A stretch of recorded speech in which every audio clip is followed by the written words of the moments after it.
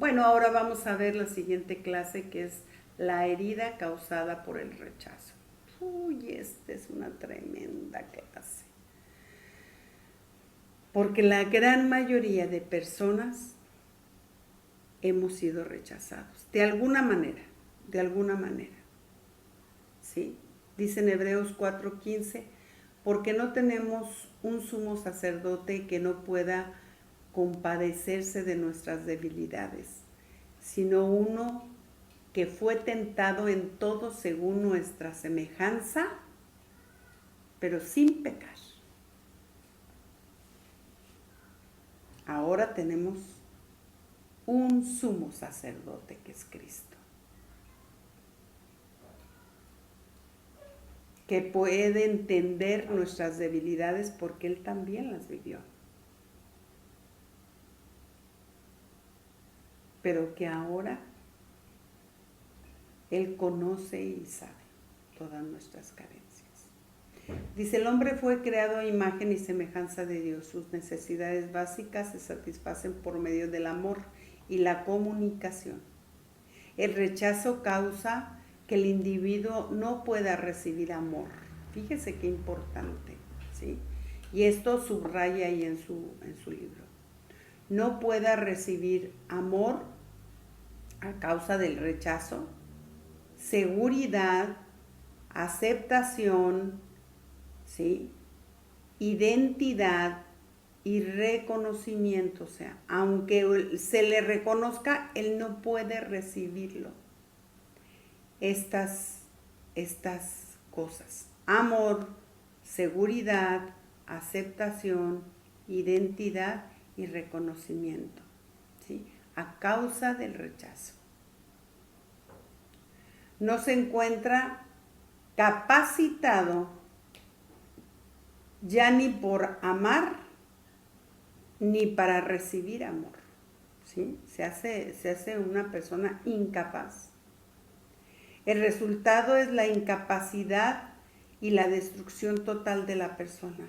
Nadie tiene la capacidad como el hombre de poder dar y recibir amor, de poder reaccionar ante el amor viviendo en comunidad, no en la soledad y en el aislamiento. Los efectos se reciben en proporción al grado de rechazo que reciba la persona. El rechazo es una herida profunda que causa la destrucción total del individuo. Es una de las raíces más fuertes que alguien nos puede causar, el rechazo, ¿sí? Porque nos destruye, nos imposibilita, nos quita la capacidad de poder sentir amor, seguridad, aceptación, identidad y reconocimiento. Imagínense una persona así. Adjetivos calificativos que rechazan en el ministerio de Jesús, que también él sufrió.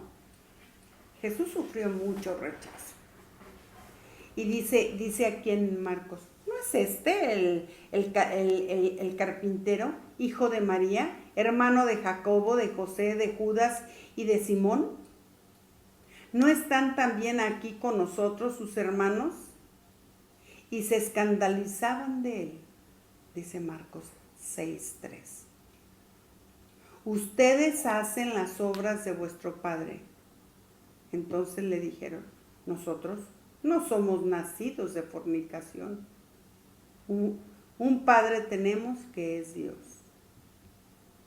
Eso le decía.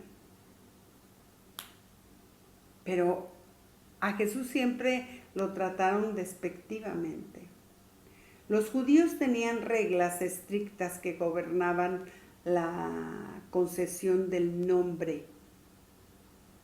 A un judío se le daba el nombre de su padre, ¿sí? ¿Se acuerdan? Que dice Simón, hijo de fulanito, ¿no?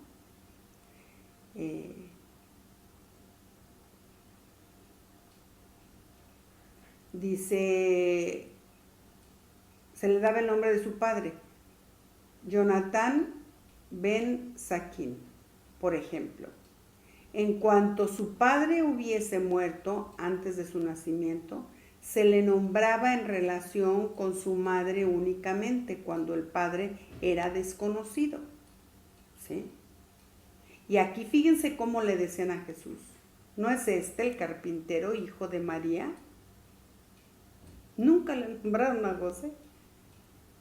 ¿Sí? Nombraron a los hermanos, pero no nombraron a José. ¿Por qué? Porque ellos dudaban que fuera hijo de José. Entonces no le ponían, eso era un rechazo, eso era una forma despectiva de tratarle. Dice, ¿quién de ustedes me redarguye de pecado? Pues si digo la verdad, ¿por qué ustedes no me creen? ¿Sí? ¿Quién de ustedes me puede probar que soy culpable de pecado? Si digo la verdad,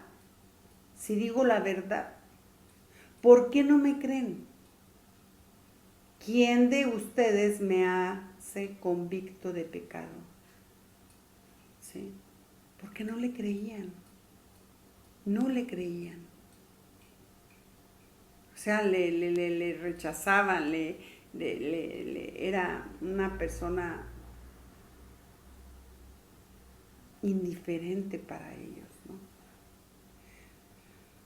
Dice, no recibió respuesta. Cuando él los desafió para que lo acusaran, podía quedarse y soportar el escrito el escrutinio de ellos. Era sin pecado. Así es que podía abrirse de esa manera. También dijo, yo hago siempre lo que le agrada al Padre. ¿Sí? O sea, él siempre hablaba con la verdad, pero aún así lo rechazaba. Dice, parece haber vivido en comunión interrumpida con Dios. ¿Sí? La conciencia de Cristo tenía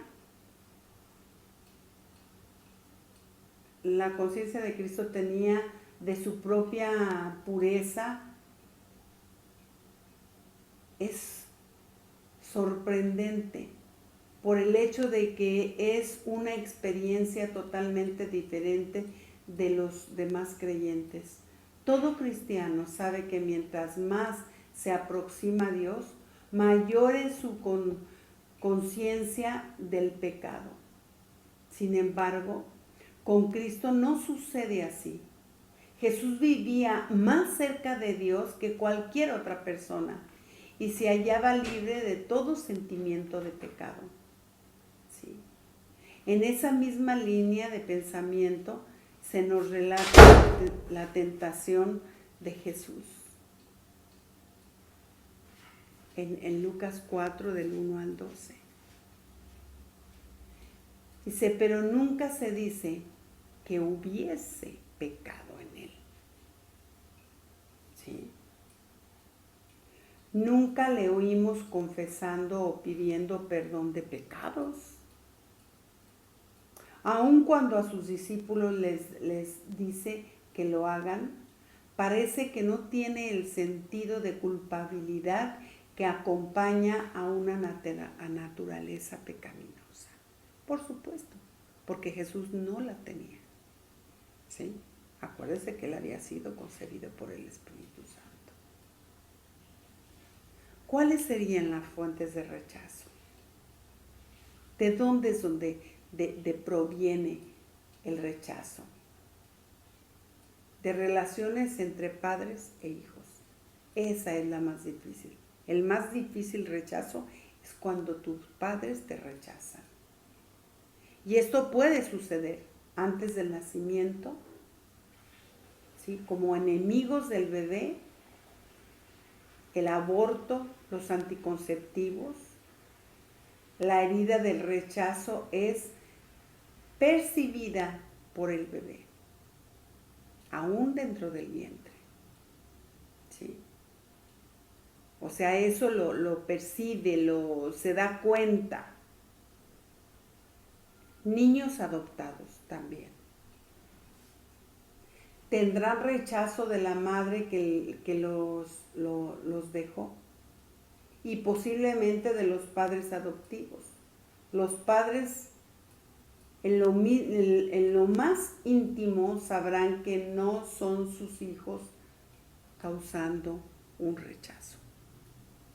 Por eso cuando alguien va a adoptar un hijo, primeramente tiene que ser en el corazón. Dios tiene que ponerlo en el corazón, ¿sí? No es el que una persona adopte a un hijo para llenar un hueco o una necesidad, no. Sino que Dios primero lo siembre en su corazón. Porque la palabra dice que los hijos se anhelan primeramente en el corazón y después vienen, pero se desean. ¿Sí? Y lo entendemos, ¿no? Con lo que vimos del hijo pródigo, como Dios desea, anhela que el pecador se arrepienta para que venga a Él. Padres que no tienen la capacidad de comunicar su amor. Gente dura, gente que no expresa, gente que no demuestra el amor. Oh, eso es terrible, pero terrible, terrible. No, es que yo así soy, así me educaron. Es que esa es mi forma de ser. No, mi amada. Si tú tienes la naturaleza de Dios, tú tienes el amor de Dios en ti. Todo es cuestión de que te ejercites y que comiences a mostrarlo, que comiences a decirlo, que comiences a expresarlo. Y cada vez va a ser más fácil. Pero tienes que creerlo primeramente. Padres que han sufrido rechazo, aunque los aman, por dentro no pueden manifestar su amor a través del contacto físico. Esos papás que no pueden abrazar a los hijos.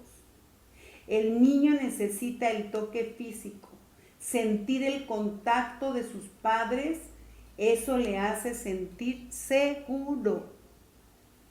Es que este niño es un niño muy inseguro, no entiendo por qué. ¿Por qué no lo abrazaste? ¿Por qué no le mostraste tu amor? ¿Por qué no se lo dijiste? Porque eso es lo que le da seguridad a un niño. ¿Sí? Y es muy necesario que los padres lo hagan, principalmente los padres. También los padres alcohólicos. Sustitución de regalos en vez de amor. El padre alcohólico le causa rechazo al niño. ¿Sí? Es algo que el niño a lo mejor no se puede explicar, pero que le causa al niño porque ve una autodestrucción en los padres. ¿Sí? ¿Y cómo le va a amar si no se ama a sí mismo?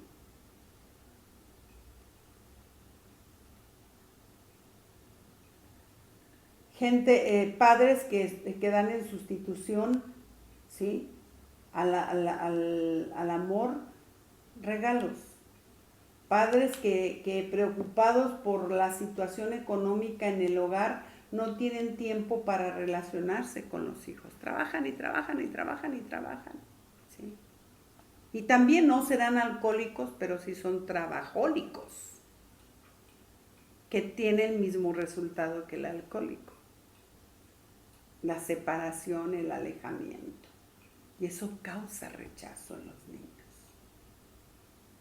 Críticas severas, continuas, ¿sí?, requiriendo perfección en los hijos.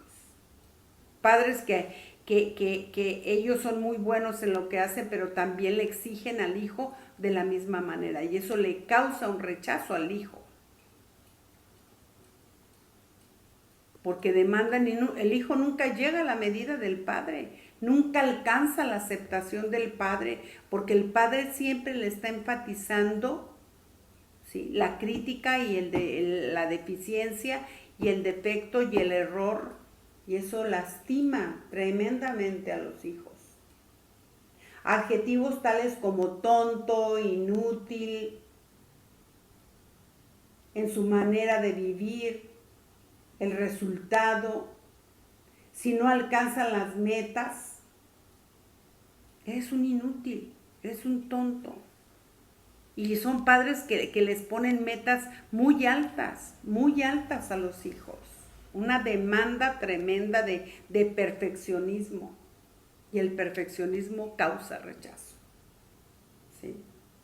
Porque es una raíz de soberbia también el perfeccionismo.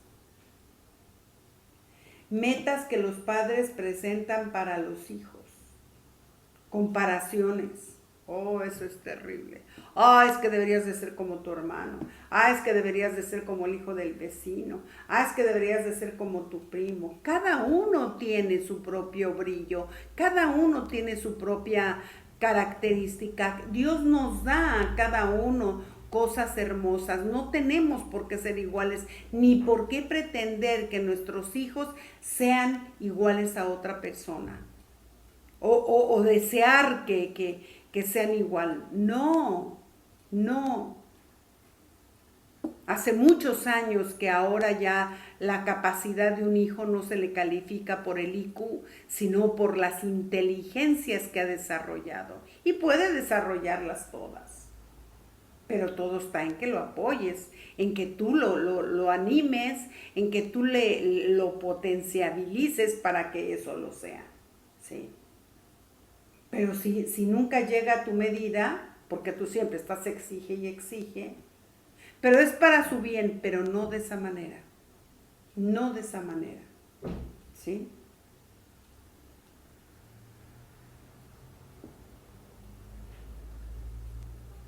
Y se molestan consigo mismos, no aceptan equivocaciones. Entonces ese niño cada vez más se va a demandar a sí mismo y nunca se va a sentir cómodo con él mismo. Metas que los padres presentan para los hijos, ¿sí? Compensaciones. Enseñan que el amor se compra.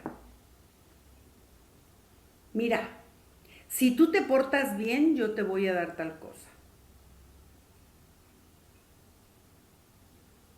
Si tú sacas una buena nota, entonces tú mereces tal cosa.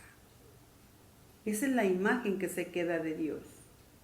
No, porque si yo he pecado, si yo he hecho, se descartan de la vida en Cristo y de poder tener acceso al Padre, cuando no es así.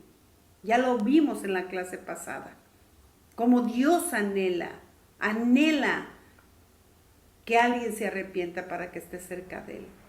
Y ya tiene el perdón, no hay condición. Simplemente le perdona y se acabó.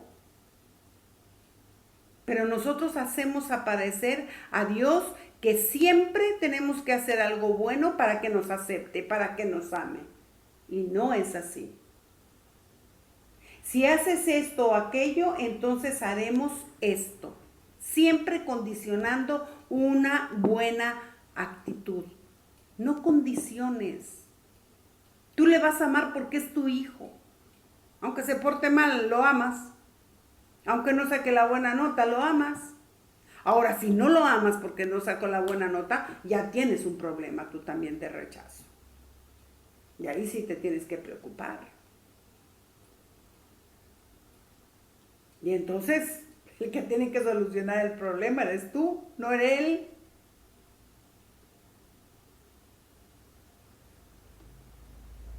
El niño hará todo por compensaciones. Ese será el resultado. Ok. Si saco una buena nota, ¿qué me vas a dar? ¿Sí? Él se siente que siempre debe de haber este trueque. Y no es así. Él tiene que sacarse buenas notas para que sea un buen estudiante, para que aprenda, para que sea un buen profesionista, para que le vaya bien, para que se desempeñe bien en lo que él está estudiando. Pero no por compensaciones.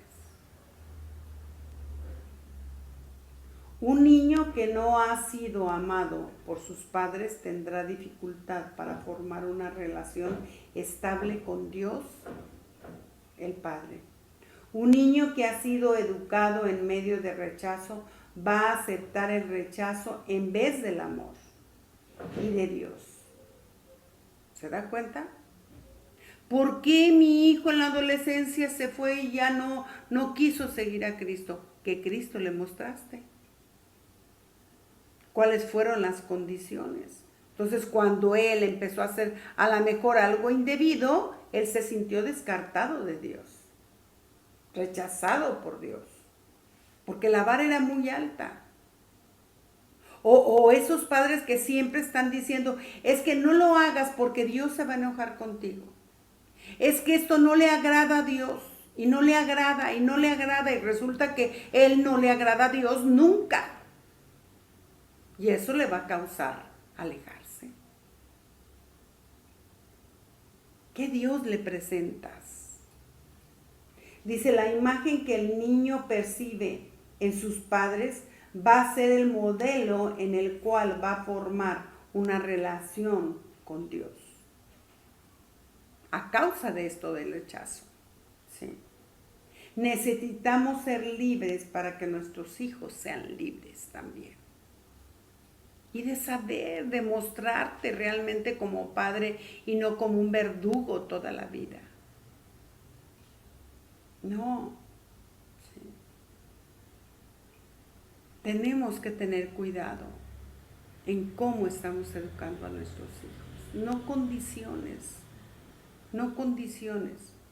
Que no sea más importante para ti el logro que la virtud.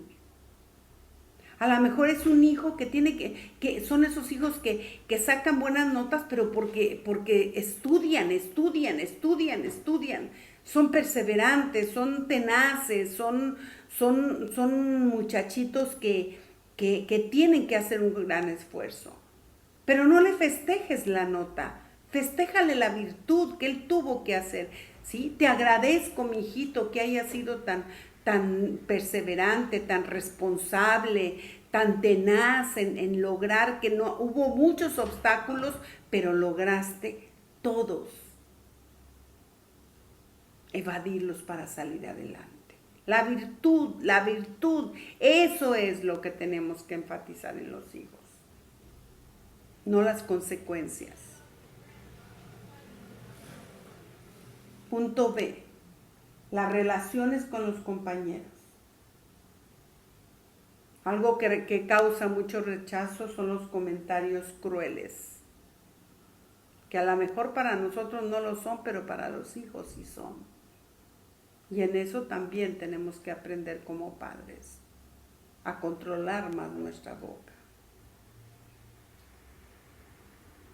Grupos que lo excluyen, porque está chiquito, porque es morocho, porque no es tan hábil como los demás, entonces lo excluyen. No, es que está en el equipo de fútbol, pero no mete goles, no, entonces háganlo a un lado. No, sácalo, quítalo. A lo mejor no es su destreza. A lo mejor él tiene una habilidad mayor para pintar, para tocar un instrumento, para otra cosa, no precisamente para el fútbol. La falta de logros causa un rechazo. ¿Sí? O sea, cuando el hijo es flemático, melancólico y no logra cerrar sus ciclos. No, tienes que enseñarle a un hijo que cuando me empiece algo lo tiene que terminar. Lo tiene que terminar. No quiere que lo metas al equipo de fútbol, pero después ya no quiso ir y bueno, lo dejó a la mitad. No, hasta que termine el año. Le compraste la guitarra porque quería la guitarra y quería aprender a tocar, pero cuando ya vio que era estar ahí constantemente y ser más perseverante, él no quiso y deja la guitarra. No. ¿Sí? porque eso le va a causar un problema. A la larga le va a causar un problema. Va a dejar los trabajos a la mitad, va a dejar la carrera a la mitad, o sea, no. ¿Sí? Él tiene que tener logros, él tiene que tener esa satisfacción de que tuvo logros. El punto C, la sociedad. El rechazo que produce cuando se falla en aceptar ciertos valores sociales, como el cristianismo. A veces las personas te rechazan porque eres una persona moral, íntegra, sincera, y te rechaza. Ay, ya, muy santo, muy santo. Pues sí, sí, sí, tengo una vida en santidad. Y tienes que reforzarlo. Tienes que decirle, mijito, eso es algo bueno. ¿Cuántos ahora muchachos o muchachas no los recriminan, no los rechazan porque son vírgenes? Pero tú tienes que enseñarle el valor de la virginidad, de la santidad, de lo que eso implica para su pareja, para su matrimonio, ser de veras un matrimonio de pacto, un matrimonio que refleje la gloria de Dios a los demás. Pero eso conlleva el que se guarden, el que se preserven en santidad. Y no porque sea hombre ni porque sea mujer, los dos tienen que guardarse. De la relación con Dios. A causa del pecado el hombre es susceptible al rechazo. Obvio. A causa de nuestra naturaleza nosotros sabemos cuando pecamos, ¿sí? Y eso somos muy dados a darnos cuenta que somos pecadores. Pero eso también, si no enseñamos a un Dios perdonador, a un Dios anhelante, a un Dios amoroso, a un Dios que no le interesa, ¿sí? Que no le interesa lo que sucedió, él ya le otorgó el perdón y tiene acceso al Padre, va a ser muy difícil, ¿sí? Hasta que se arrepienta verdaderamente. La culpabilidad por el pecado nos produce autorrechazo, ¿sí?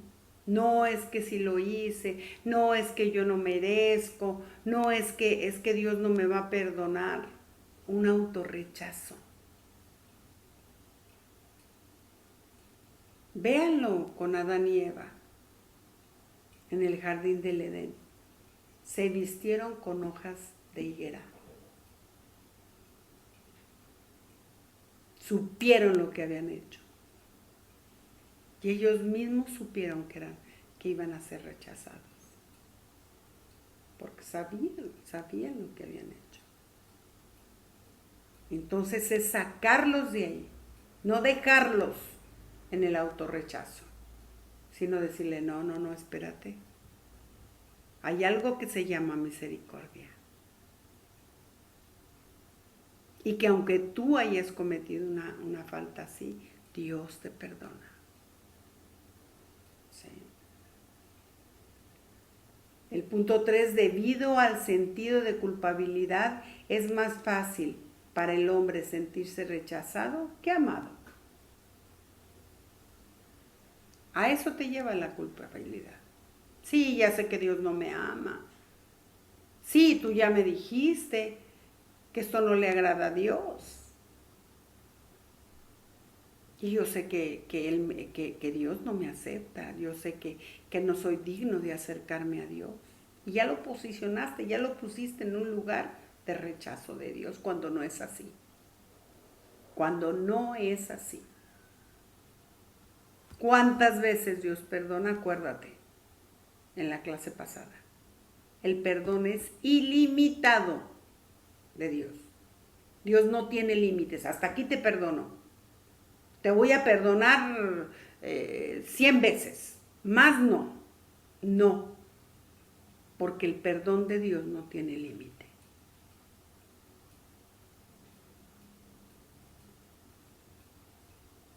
Y eso es algo que tenemos que aprender. A causa del pecado del hombre, es susceptible al rechazo debido al sentido de la culpabilidad. Es más fácil sentirse rechazado que amado. Qué tremendo, qué labor del diablo, ¿no? Primero le incita a que peques y después te condena y después te hace el acceso imposible con Dios.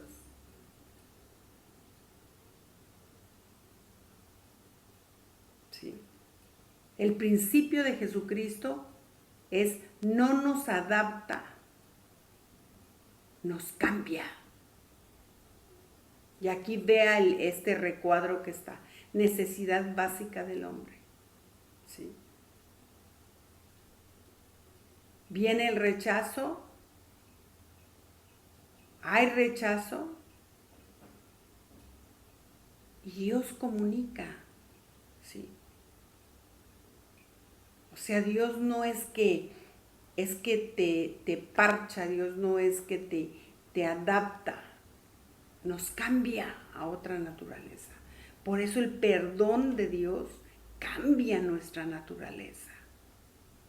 Porque si no, seguiríamos sintiendo el autorrechazo, porque conocemos lo que hicimos, ¿verdad? Cada uno, el costal que carga o cargó. ¿Cuáles son los resultados del rechazo?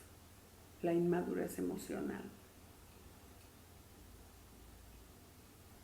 Y fíjese, en las congregaciones, ¿cuánta gente tendrá este problema? Inmadurez emocional. Muy interesante. En la pareja que empieza un matrimonio siempre existe un pequeño niño y una pequeña niña. Siempre. Pero ¿qué sucede? Que tienen que madurar. Tienen que madurar. Porque si no se quedan como niños, cada uno en su berrinche.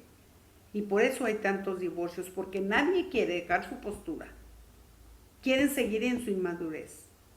No, tienes que componerte tú, pero nadie quiere ayudar al otro. Y el matrimonio de pacto de eso se trata. De ir acompañando, de ir ayudando, de ir proveyendo. ¿Para qué? Para que esa persona supere la deficiencia. Para que mi cónyuge sí puede tener una deficiencia, pero no es para que lo dejes ahí abandonado, es para que lo saque, le ayudes a salir. Pero en ocasiones ni siquiera quiere reconocer su error, ni siquiera quiere reconocer su falencia. Y si el otro lo quiere ayudar, no se deja. Porque no acepta su debilidad, su defecto, su error. ¿Y qué de malo hay que lo muestre, que lo acepte? Pero a una causa de falta de aceptación de los padres, entonces llega el matrimonio y cuando el esposo o la esposa le dice algo, no lo recibe, no, porque ¿cómo? ¿Cómo va a haber ese error? No, es tu punto de vista, es que tú así lo dices, es que tú así lo ves, pero no aceptan y no pueden ser ayudados porque siguen inmaduros. Una persona que no acepta sus errores es una persona inmadura, que no ha entendido, que ni siquiera sabe la aceptación del Padre, el amor del Padre, el perdón del Padre Celestial. Sí, tengo errores. Pero lo importante no es que me quede en el error. Lo importante cuando yo me sé que soy una hija de Dios y que soy llamada, es que Dios me ayude y salga de esa situación. No que me quede ahí. Pero ese es el resultado del rechazo. Niños, que siguen dependiendo de los padres, que siguen dependiendo de la madre, que siguen ahí apegados a ellos. Una niña que no ha recibido amor de parte de su padre, va y busca ese amor en el matrimonio, pero es una niña inmadura, insegura. No, tiene que madurar, tiene que madurar, tiene que superar ese rechazo para que no vaya buscando en el marido el amor del padre. El amor del padre es uno, el amor del esposo es otro, muy distinto. Por eso qué importante tener una relación sana con el Padre terrenal y también el entender quiénes somos en el Padre celestial. Para entonces poder dar amor en el matrimonio.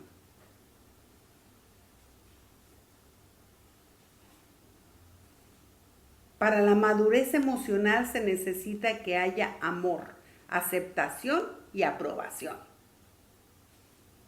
No puedes madurar, no puedes madurar si no te sabes amado. No puedes madurar si no te sientes aceptado por el Padre. Ahora, estas tres cosas se obtienen en Dios. Él nos ama incondicionalmente porque es su naturaleza. No, porque es bueno. No, porque es su naturaleza de Dios, el amor. Él ya nos aceptó en su Hijo y contamos con su aprobación, porque su perdón es aprobación. Ya salió el hijo, el padre a ver al hijo pródigo y lo recibió. No le dijo, ¿ya se te quitaron las malas mañas?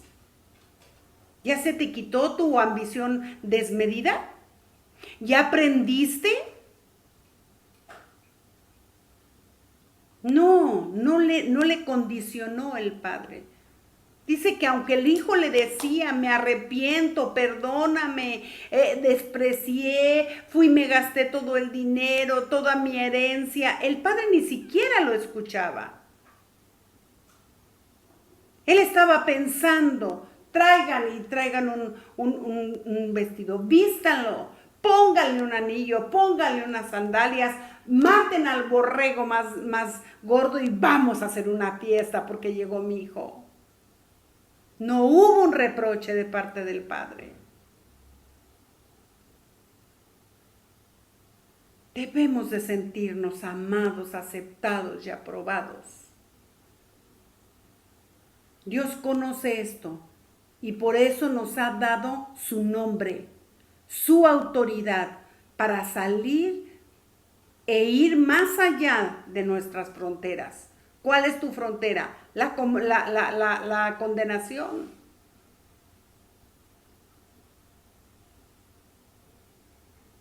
El autorrechazo, esa es tu frontera.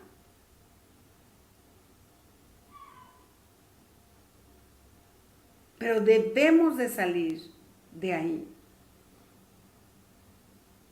Si estamos funcionando bien con Dios, esa necesidad de ir más allá será el llevar el mensaje a otras personas. ¿En qué momento sabemos que estamos funcionando bien con Dios? En el momento que tú ya le puedes ayudar en una necesidad a alguien. Ya vas más allá, porque ya entendiste, ya tienes tu nombre que se llama Hijo de Dios, ya tienes el nombre que es sobre todo nombre y que nadie se puede oponer a él. No hay mayor autoridad, ¿sí?, que el de tu papá. Entonces sales, ya eres libre, comienzas a funcionar en una libertad tremenda para entonces llevar el mensaje, ¿sí?, de ese papá a otros que lo necesitan. Pero si tú todavía estás limitado, si tú todavía tienes tus propias fronteras, tus propias limitaciones, Tú las tienes, pero el Padre no las tiene. Deshazte de eso. Dice el punto B, un vacío de amor. Ninguna persona puede llenar ese vacío. Ni amigos, ni familia, ni nadie. Un vacío de amor en el matrimonio no lo puede llenar nadie. ¿Sí? Fíjese lo que dice en Proverbios. En Proverbios 30, 23.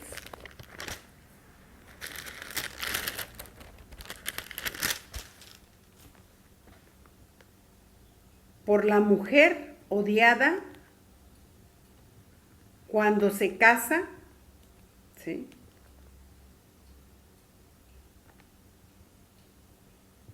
A ver, déjelo, lo relaciono bien.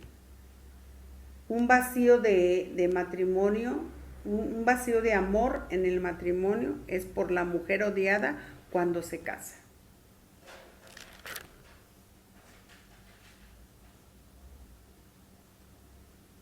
No puede, ¿sí? Llenar un vacío. No puede hacerlo, está incapaz.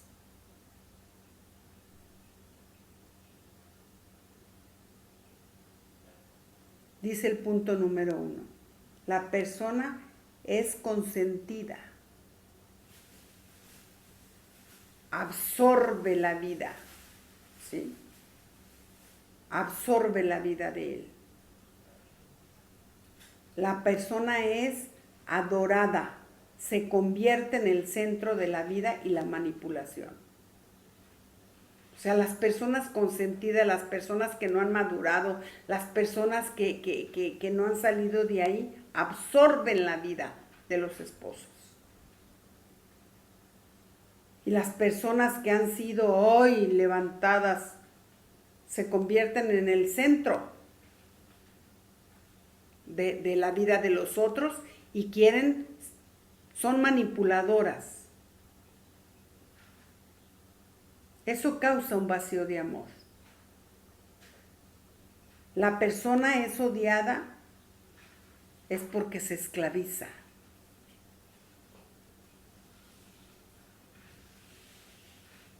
Qué tremendo es el vacío del amor.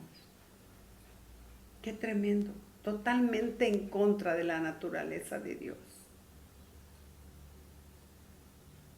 En contra, o sea, es una mujer demandante, es una mujer soberbia, es una mujer egocentrista, o un hombre también, digo, no más la mujer, también el hombre.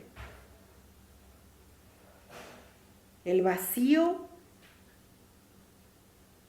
en el amor es el resultado al que llegará una persona que haya tenido una historia de relaciones rotas. Un vacío total, ¿sí? Ni las cosas ni las metas pueden llenar este vacío.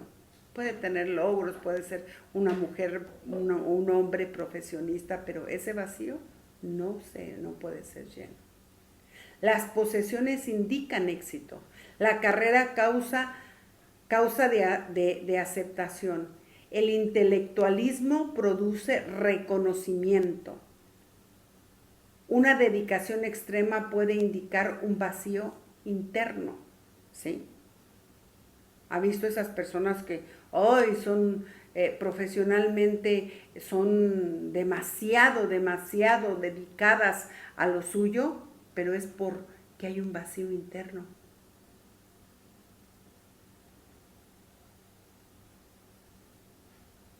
Una dedicación extrema puede indicar un vacío interno en la persona. La persona se centra totalmente en sí misma. Le causa un placer. Es una autogratificación. ¿Sí? Las personas que se centran en sí mismo siempre buscan una autogratificación. Y siempre son hacia extremos. Hacia el sexo, hacia la lujuria, hacia la perversión, hacia la religión, hacia la imagen, ¿sí? de un Salvador. El propio yo es un Dios, cruel que nunca se satisface. De veras que el vacío de amor es algo, una autodestrucción. Por eso tan necesario sabernos amados, sabernos aceptados y sabernos aprobados por Dios. Si no, no hay nada, mis amados. Ni la carrera, ni el éxito, ni la familia, ni el matrimonio, nada. Siempre va a ser algo insatisfecho. ¿Sí? La soledad y el miedo son paredes formadas con el objeto de protegernos de las heridas. La soledad y el miedo son como muros, ¿sí? Formadas con el objeto de protegernos de las heridas internamente. Son personas llenas de inseguridad, soledad, miedo, autocompasión y vanidad. Externamente las personas se vuelven ya sea competitivas o fracasadas en sí mismas. Los dos extremos, ¿sí? O siempre están en una competencia. Y vea, muchas veces en los matrimonios eso sucede con el vacío, que trae soledad. Entonces, ¿qué empieza? Una competencia entre uno y otro. ¿Sí? Y no ofrece nada, porque no tiene que dar. Enfrascados en sí mismos. Dominado por el temor al rechazo. Y terminan destruyéndose. Y destruyendo al otro también,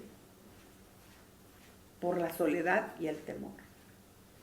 Y aquí tengo 3 citas que quiero que ustedes vean. Segunda de Corintios 11:10, aplíquelo a este versículo, ¿sí? Y dígame después qué opina. Efesios 4:21 y Primera de Juan 5:20. ¿De qué manera ustedes lo ubican en este párrafo C? Va a ser una tareita que les voy a dejar por ahí. Dominándole el temor y el rechazo. Punto D. Rechazo de sí mismo. Una pérdida de valor de sí mismo. Uno acepta que el rechazo de otro es una indicación de la falta de valor propio. ¿Sí? La pérdida de valor de mí mismo, eso nos lleva a la persona acepta que el rechazo de otro es una indicación de la falta de valor de sí mismo. Nosotros causamos eso.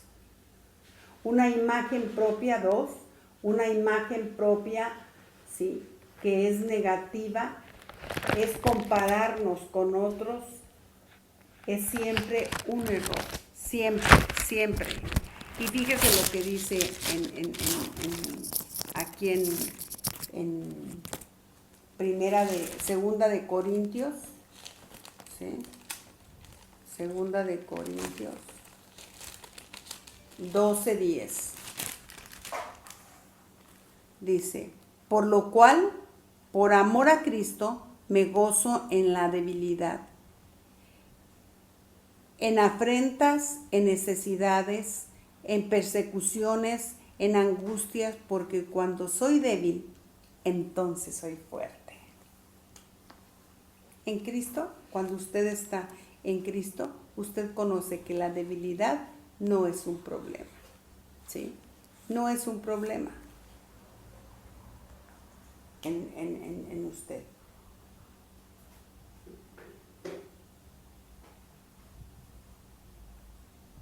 Somos débiles, pero en Él soy débil. Entonces, soy fuerte en Cristo. Por eso le digo qué problema hay. Pero necesitamos entender la base, el amor, ¿sí?, la aceptación y el reconocimiento de parte de Dios. La crítica tiene dos actitudes: crítica de sí mismo y crítica a otros. Es una persona que constantemente está en criticar, pero es una raíz, ¿sí?, del rechazo mismo. Pero siempre va hacia sí mismo y se demanda y se demanda y se demanda cada vez más cosas, y también a los otros. Personas criticonas que de todo critican, o no les parece, o están inconformes, o siempre están viendo lo de los demás. Dice en Mateo: ¿y por qué miras la paja que está en el ojo de tu hermano y no echas de ver la viga que está en tu propio ojo? Siempre ven mayores las cosas de los demás, no de sí mismos. El punto E: pérdida de la propia identidad. O sea, el rechazo te va a traer una pérdida de la propia identidad. El rechazo destruye en las personas su propia identidad. Carecen de identidad, no saben quiénes son en Cristo, no saben quiénes son, ni lo que vale. ¿Sí?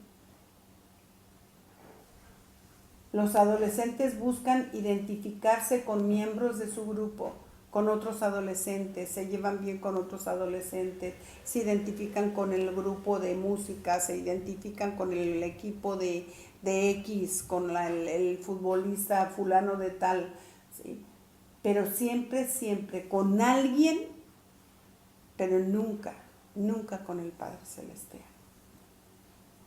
Nunca, porque eso ellos están buscando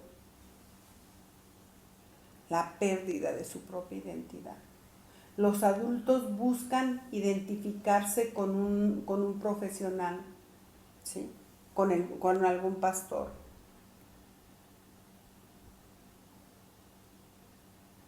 con alguna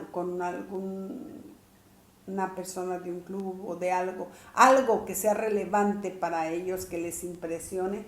Entonces los adultos buscan identificarse. Por eso ahora vemos a tantos jóvenes, ¿sí?, tatuarse y hacerse los piercing, porque es una identificación con alguien, para que los acepten unos a otros. Por eso se da como plaga. Y yo les digo que una vez que se hacen un tatuaje, se hacen adictos, porque se ponen otro y se ponen otro y se ponen otro. No pueden hacerse uno, porque finalmente esto es una pérdida de identidad. El hombre fue hecho a imagen de Dios y solamente en él puede encontrar su identidad. Dios puede dar al individuo una nueva imagen propia. ¿Sí? O sea, una nueva imagen propia. ¿Quién eres? ¿Cuánto vales? Ver tus habilidades y cualidades. Solamente Dios puede hacer eso en tu vida. ¿Qué otra cosa causa? Una relación inestable con Dios. Mientras existía el rechazo, el individuo no puede entrar, ¿sí?, a tener una relación con Dios. Tiende a colocar su relación con Dios basándose en las obras. Un sustituto del amor es mantenerse ocupado, el activismo. Y hace una cosa y hace otra, y en la congregación, y es el que siempre está en todo, y no, esos hay que agarrarlos y decirles: a ver, aunque no hagas nada, tú eres un hijo de Dios. Él te ama, aunque no hagas nada para él. Aunque no hagas nada, porque no es por obras, para que nadie se gloríe, recuérdelo. ¿Sí? Y eso va a minar tu fe. no vas a darte cuenta, ¿sí? Que no es por lo que tú hagas que Dios te ama, que Dios te acepta. Pero ¿cómo presentamos a Dios en ocasiones? En ocasiones la gente no puede tener una relación con Dios a causa de lo que también en ocasiones nosotros le hemos mostrado o enseñado. Una relación inestable con Dios puede muy bien ser un indicativo de un problema de rechazo. La falta de capacidad para amar y ser amado es una señal segura de rechazo. La falta de capacidad para amar y ser amado, para aceptar que se le ama, ¿sí? Eso es un indicativo muy claro de rechazo. En Juan 18, 37, vea lo que dice. Y le dije entonces, ¿sí? Le dijo entonces Pilato, ¿luego tú eres rey? Respondió Jesús, tú dices que yo soy rey. Yo para esto he nacido y para esto he venido al mundo, para dar testimonio a la verdad. Todo aquel que es de la verdad oye mi voz. Tú lo has dicho, ¿sí? Él sabía quién era, ya que había venido y quién le seguía realmente. Porque él era muy claro a Jesús, ¿sí? O sea, no es lo que yo diga de mí, es lo que otros ven de mí. Yo para eso he nacido. Y para eso he venido al mundo, para dar testimonio a la verdad. Todo aquel que es de la verdad oye mi voz. Ni para qué dar tanto salto ni tanto brinco, ¿sí? También está en Efesios 2:15 y en Romanos 12:3. Léalo.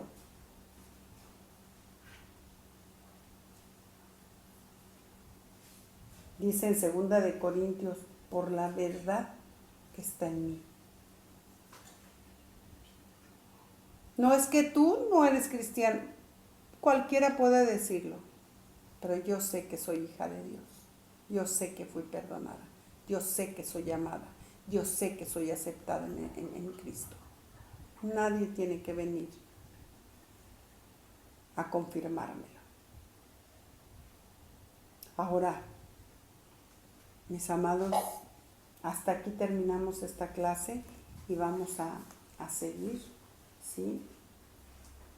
El punto 3, porque los pasos a seguir para salir del rechazo, y ahí sí tenemos que ser muy explícitos, ¿sí? De cómo vamos a salir del rechazo. Es un tema a tratar y a ver, la verdad que es un buen tema, ¿sí? Un buen tema en el que nosotros, pero hágame el favor de leer estas citas, ¿sí? Y entonces vea la actitud también que tuvo Jesús, ¿sí? En Romanos 12:3 dice, digo pues, por la gracia que me es dada a cada cual que está entre vosotros, que no tengan más alto concepto de sí mismo que deben de tener, sino que piensen de sí con cordura, conforme a la medida de fe que Dios repartió a cada uno. No te vayas hasta allá, ¿sí? También sé prudente, sé cauteloso y ten el valor que debe de haber en cualquier hijo de Dios, sabiendo de quién dependemos y sabiendo que somos aceptados en Él, por Él y para Él. En Efesios 2:15, ¿sí?, dice, aboliendo en su carne las enemistades, la ley de los mandamientos expresados en ordenanzas, para crear en sí mismo de los dos un solo y nuevo hombre, haciendo la paz. No somos personas que rechazan a nadie. No somos personas que sean contenciosas. No, Dios no nos ha llamado a eso. Dios quitó de nosotros las enemistades, la ley de los mandamientos expresados en ordenanzas, para crear en sí mismo de los dos un solo nuevo hombre, haciendo la paz. Para crear en sí mismo de los dos un solo hombre nuevo, haciendo la paz, sin rechazar más. ¿Ok?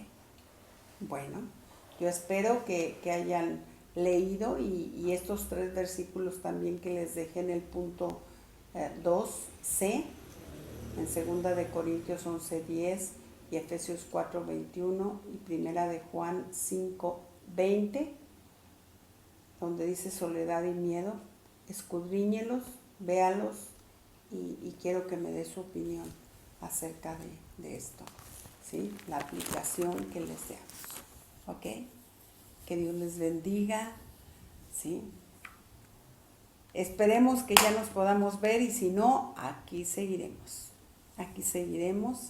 viéndonos, dando estas clases para que sean de bendición para ustedes. Que Dios les bendiga.